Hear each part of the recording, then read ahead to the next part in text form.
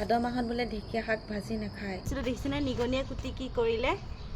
আগৰ নিগনিতে নি সেইফালে বালিত পেলাই আছেগৈ। এইয়া নি আছেহি।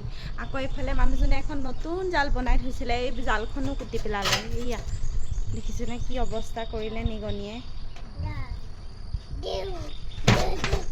জালখন নিগনিয়ে কুটি পেলালে। এই বাবু গা মূৰ ধুৱাই আনিলোঁ, এতিয়া বাবু কাপোৰ কানি পিন্ধাই দিম। চাব এইফালে চাওক। আজি দুপৰীয়া আয়োজন ঢেকীয়া শাক আলু দি ভাজিম আৰু দালিখিনি পকৰি বনাম। আকৌ দালি বিলাহী দি বনাম। আজি একদম চিম্পুল তৰকাৰী।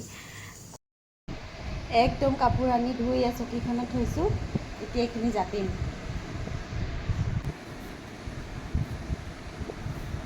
সেইটো আমাৰ টোপোলো ধুই বা দুৱা কৰিছোঁ। দুৱা কৰা আল্লাহ।